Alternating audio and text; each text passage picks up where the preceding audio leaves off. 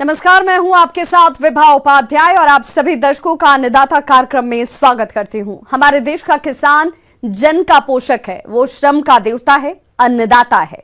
उसमें ही भारत की आत्मा निवास करती है और ऐसे ही किसानों की प्रगति के लिए हम खेती बाड़ी से जुड़ी हुई बहुत सी नई लाभकारी जानकारियां हर रोज सुबह लेकर आते हैं। तो चलिए कार्यक्रम शुरू करने से पहले देखते हैं क्या है आज के अन्नदाता में।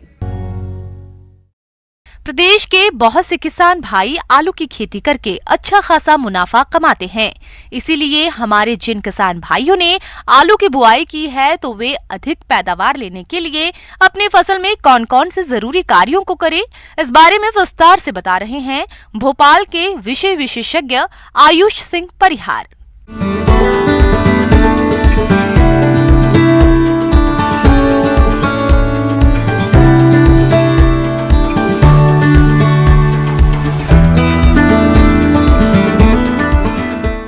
मेरे प्रिय किसान भाइयों, आज हम आलू की खेती के बारे में बात करने वाले थे और हम उस आलू की खेती की बात कर रहे हैं जो अभी चल रही है वर्तमान परिदृश्य के अंदर। हम बात करते हैं वीड मैनेजमेंट यानी कि खरपतवार नियंत्रण की।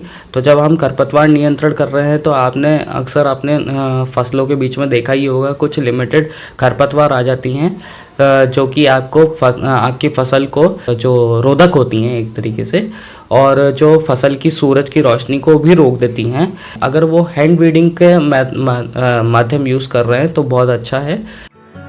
आलू के साथ उगने वाले खरपतवारों को खुरपी, हैंड हो या कुदाली की सहायता से निराई गुड़ाई कर खेत से बाहर निकाल कर नष्ट करें।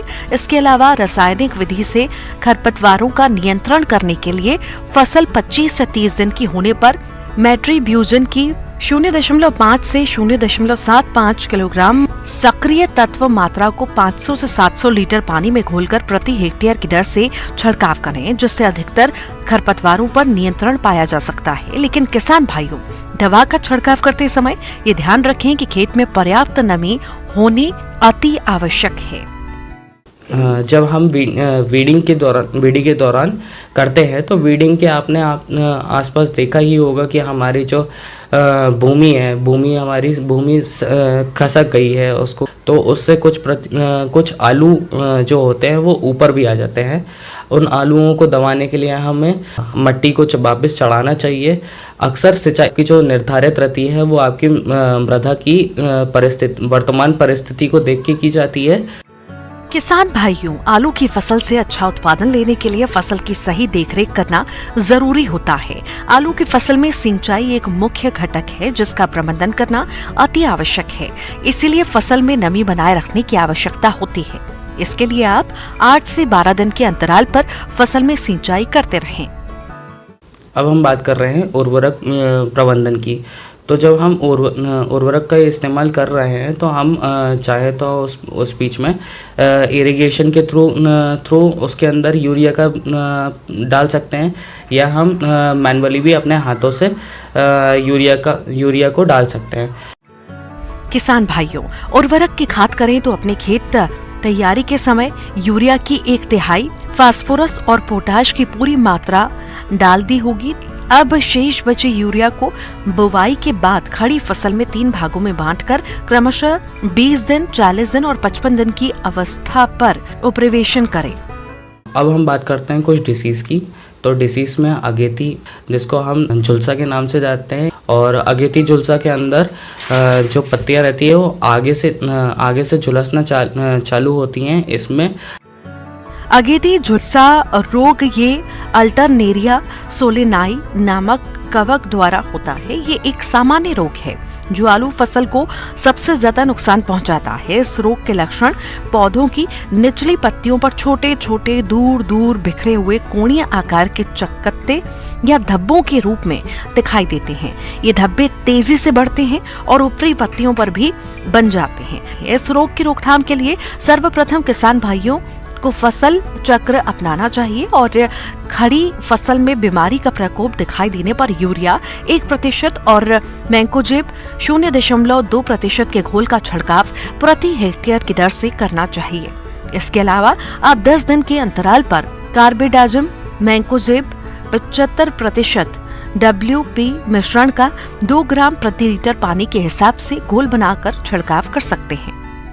तो पिछेती झुलसा की जब हम बात कर रहे हैं तो पिछेती झुलसा के दौरान जो पत्तियां होती हैं वो अंदर की साइड से बाहर की तरफ जलना चालू होती हैं और जो पत्तियां रहती हैं उसका सेम वही कारण होता है कि पत्तियों को न्यूट्रिशन वैल्यू नहीं मिल पाता है और टेम्परेचर सही नहीं होता है, एटमॉस्फेरिक के ऊपर डिपेंड कर जाता है। पिछेती झुलसा रोग फाइटोफथोरा नाम के कवक के कारण फैलता है। यह आलू का बहुत ही खतरनाक है। इस रोग के लक्षण पत्तियों, शाखाओं और कंदों पर दिखाई देता है। इस रोग की रोकथाम के लिए बुवाई से पहले मेटालेक्सिल फफूंदी नाशक दवा की 10 ग्राम मात्रा को 10 लीटर पानी के हिसाब से घोलकर कंदों को आधे घंटे तक डुबाकर उपचारित करने के बाद छायादार जगह पर सूखाकर बुवाई करना चाहिए और आलू की खड़ी फसल में प्रोपिनेप 70% दवा का 2 ग्राम प्रति लीटर पानी या कॉपर ऑक्सीक्लोराइड 3 ग्राम दवा प्रति लीटर पानी के हिसाब से घोल बनाकर 10 से 15 दिन के अंतराल पर छिड़काव करने से इस रोग पर नियंत्रण पाया जा सकता है। तो आप उस चीज़ के बारे में ध्यान रखिए, जो मेरी बताई गई बातें हैं आप उसका सदुपयोग करिए। किसान भाइयों, अभी तक आपने खेती से जुड़ी हुई कुछ उपयोगी जानकारियां देखी। अब लेते हैं एक छोटा सा ब्रेक, जल्द लौटेंगे और कार्यक्रम में आगे भी है खेती बाड़ी से जुड़ी हुई महत्वपूर्ण जानकारियां, तो बने रहिए हमारे साथ। ब्रेक के बाद एक बार सभी दर्शकों का एक बार फिर से अन्नदाता में स्वागत है। चलिए रुक करते हैं अगली कड़ी की ओर।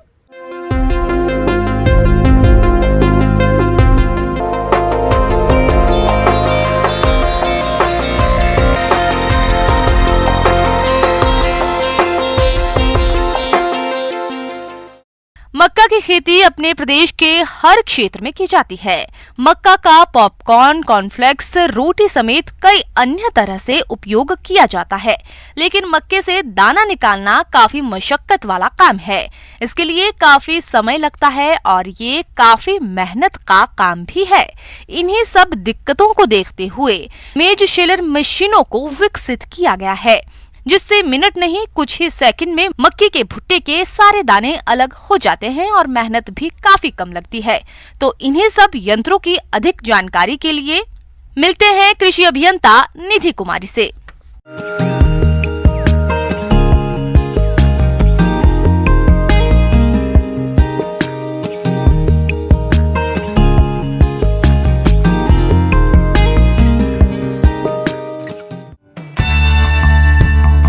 फसलों की गहाई में थ्रेसर का काफी योगदान है। गहाई मशीनों से समय पर गहाई करके पैदावार में होने वाले नुकसान को काफी हद तक कम किया जा सकता है। मशीनों से गहाई का काम बहुत आसान हो गया है।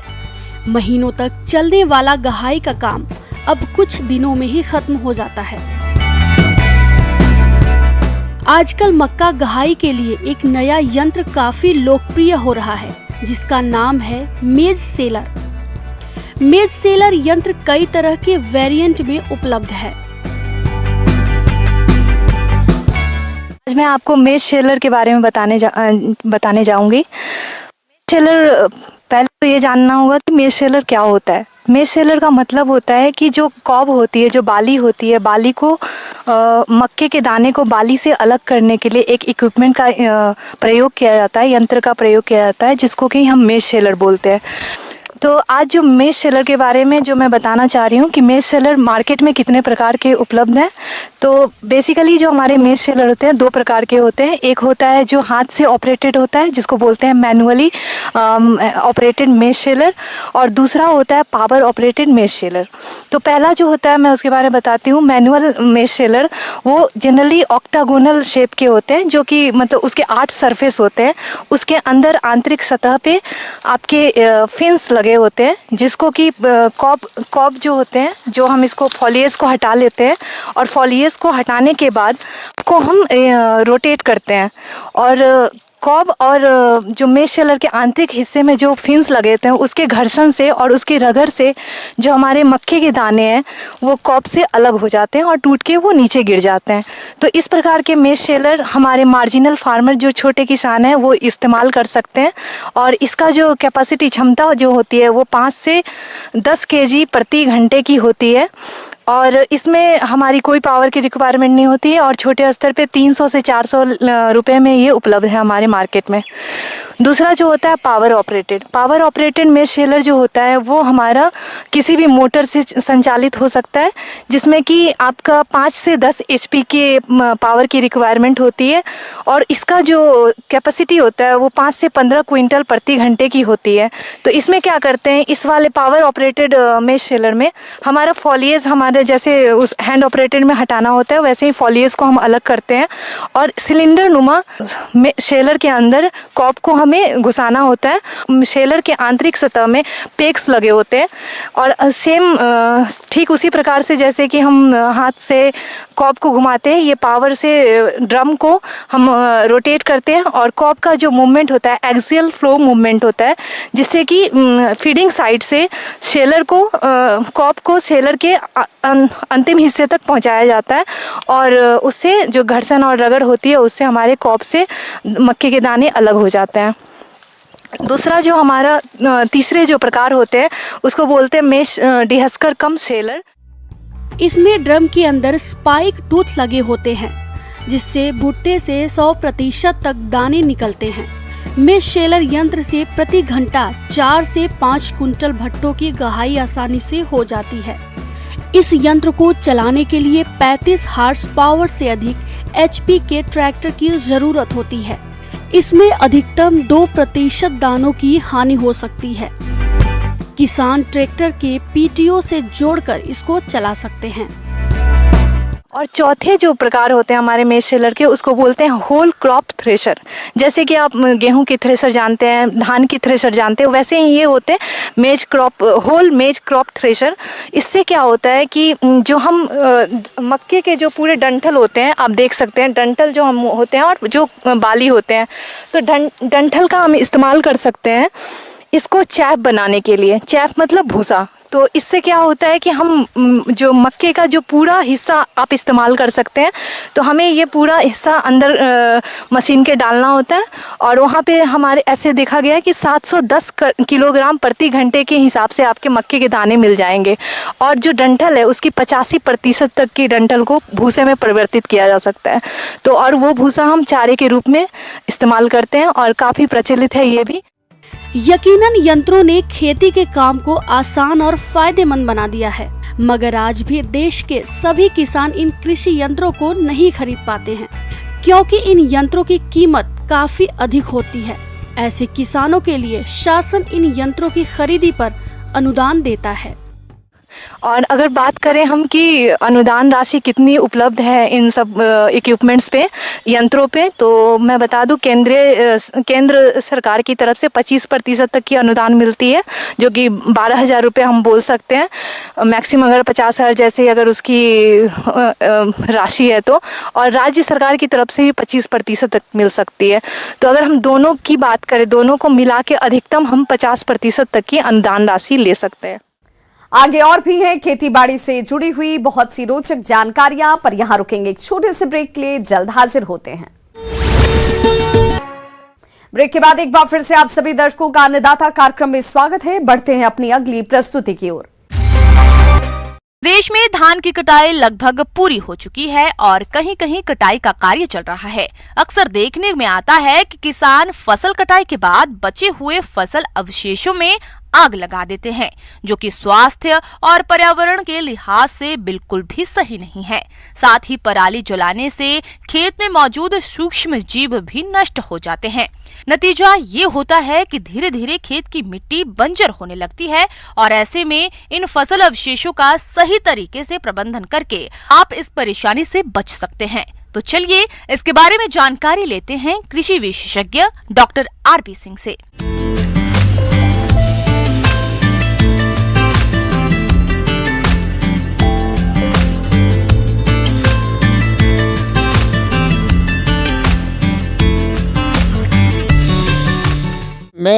किसानों को यही संदेश देना चाहूँगा कि जो किसान भाई अपनी पराली में आग लगाते हैं, वो किसान भाई अपनी पराली में आग ना लगाकर पराली का प्रबंधन कर पराली प्रबंधन से खरपतवार नियंत्रण करें। विगत एक दशक से खेती में मशीनों का प्रयोग बढ़ा है। साथ ही खेतिहर मजदूरों की कमी की वजह से भी यह आवश्यकता बन गई है, जिसकी वजह से अधिक मात्रा में फसल अवशेष खेत में रह जाते हैं, जिनका समुचित प्रबंधन एक चुनौती है। फसल अवशेष जलाने से जमीन की ऊपरी सतह पर बने रहने वाले सूक्ष्म जीव, मित्र कीट और केंचुए नष्ट हो जाते हैं, जिससे भूमि की उर्वरा शक्ति में भी कमी आती है। इसके अलावा पराली जलाने से मनुष्य को स्वास्थ्य संबंधी समस्याएं आने लगती है।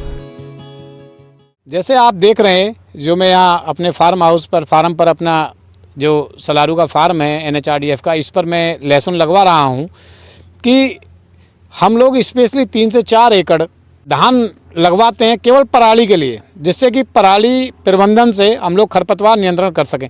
देखिए, लहसुन और प्याज में दोनों में ही रिजल्ट बहुत अच्छा है। लहसुन लगाने के, जैसे आज हमने लहसुन का सोइंग कर दिया, लहसुन सोइंग करने के जब हम पानी देंगे उससे पहला पानी देने से पहले जैसे ही सोइंग कर दिया वैसे ही हम इसको डाल देंगे। डालने के बाद में हम पानी दे देंगे। जिन किसान भाइयों ने ड्रिप या स्प्रिंकल लगाया हुआ है वो भी कर सकते हैं। जिन किसान भाइयों के पास ड्रिप और स्प्रिंकल नहीं है वो लोग भी कर सकते हैं। प्लेन जो फ्लड पानी देना है उससे भी आप जो है प्लेन क्यारी में जो आप इसको बिछा सकते हैं। उसका भी कोई ज़्यादा वो नहीं है कि हाँ भी उसका कोई ज़्यादा नुकसान है, उसको आपको काफ़ी अच्छा फ़ायदा रहेगा, क्योंकि खरपतवार नियंत्रण होगा, साथ में नमी को मेंटेन करके रखेगा। पराली का प्रबंधन कर खरपतवार नियंत्रण करेंगे, एक तो आपका लेबर का बहुत सारा पैसा बच जाता है। दूसरा, एक बार लगाने के बाद में ये आपका पराली एक बार बिछ गई, फिर दोबारा से आपको ये नहीं कि उठाकर कहीं दोबारा से फिर लगाना है, ये करना है। आप ये यहीं की यहीं सड़ जाएगी पराली आपकी। और ये फर्टिलाइज़र का भी यूज़ आपका लास्ट में जब आपका लहसुन निकलेगा, जो भी पत्तियां हैं ये पूरी गल जाएंगी। गलने के बाद में उसमें जो है ये सब जुताई हो जाएगी और आपका खेत में ये फर्टिलाइज़र का भी काम करेगा। ये आने वाले समय में जब ये पानी इस पर लगता रहेगा तो ऑटोमेटिकली ये पूरा सड़ जाएगी और मल्चिंग के साथ साथ आपका फर्टिलिटी बढ़ाएगी सॉइल की। इसके अलावा फसल की कटाई के उपरांत रोटावेटर से जुताई करके एक पानी लगा देने से फसल अवशेष मिट्टी में मिल जाते हैं। फिर बाद में अगली फसल की बिजाई या रोपाई आसानी से की जा सकती है। धान के अवशेषों की जुताई करके पानी लगा देने से प्रबंधन संभव है। साथ ही 20 से 35 किलोग्राम यूरिया प्रति हेक्टेयर की दर से डाल देने से अवशेषों के विगलन की प्रक्रिया तीव्र हो जाती है। फसल अवशेषों का प्रयोग खाद बनाने के लिए कर सकते हैं। साथ ही बेस्ट डिकम्पोजर का फसल अवशेषों में प्रयोग करने से यह खाद के रूप में तेजी से परिवर्तित होते हैं। किसान भाइयों को मेरा मैसेज यही है कि पराली न जलाकर आप जो है पराली प्रबंधन से खरपतवार नियंत्रण करें और नमी को मेंटेन करते हुए अपनी फसल को अच्छा बनाएं।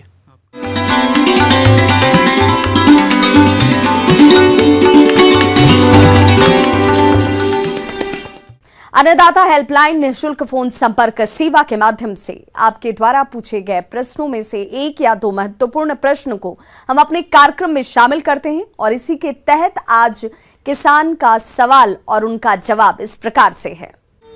आज के अन्नदाता हेल्पलाइन में जिस प्रश्न को कार्यक्रम में शामिल किया गया है उससे पूछा है ग्राम जगतपुर जिला रायपुर के किसान निखिल लखेरा ने। आप हाइड्रोपोनिक्स तकनीक से हरा चारा उगाने के बारे में जानकारी चाहते हैं, तो निखिल जी आपकी जानकारी के लिए प्रस्तुत है कार्यक्रम का यह अंश।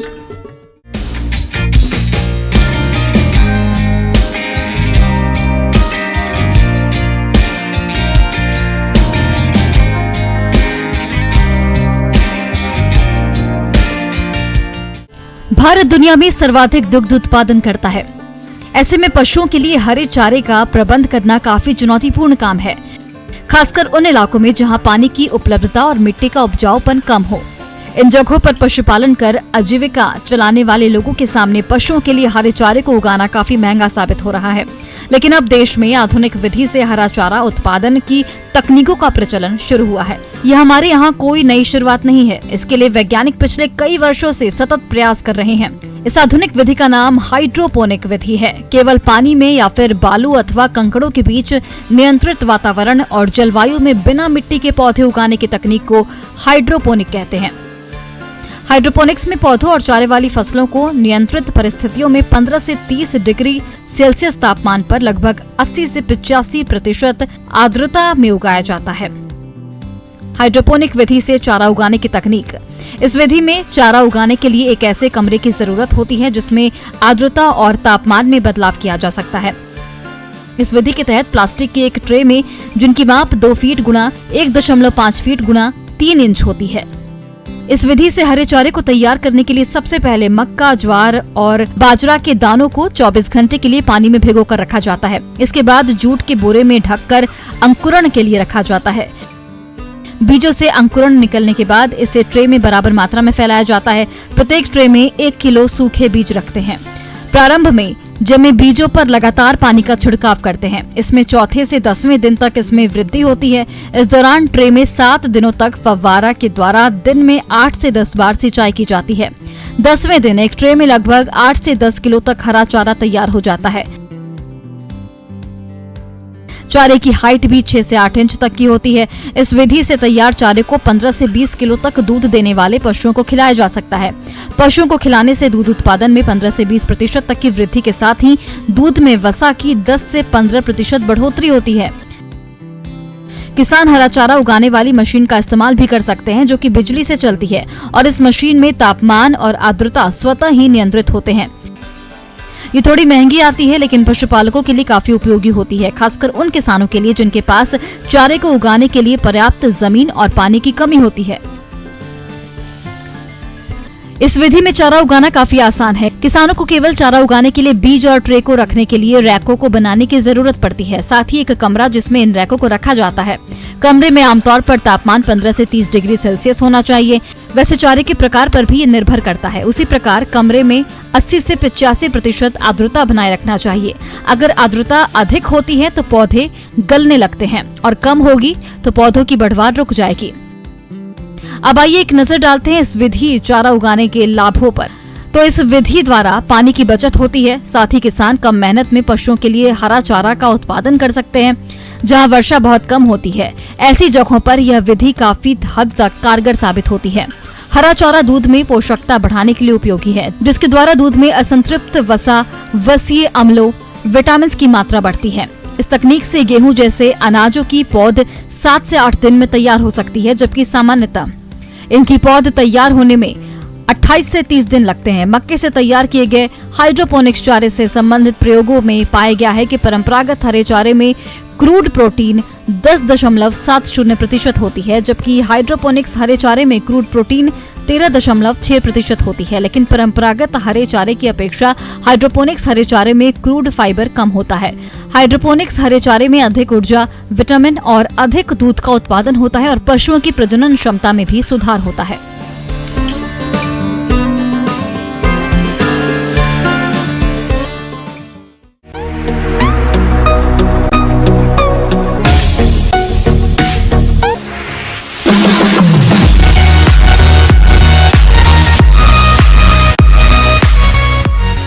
आइए अब एक नजर डालते हैं राज्य के कुछ चुनी हुई मंडियों के प्रमुख फसलों के बाजार भाव पर।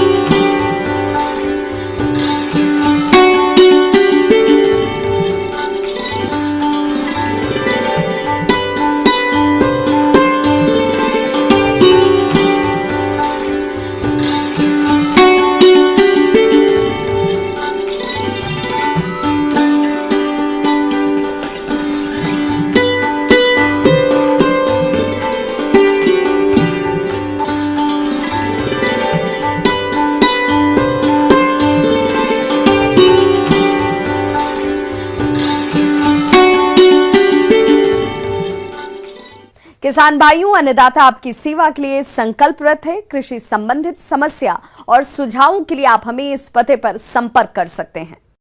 प्रोड्यूसर अन्नदाता, news 18 Madhya Pradesh Chhattisgarh, Ramoji film city, Hyderabad 501512।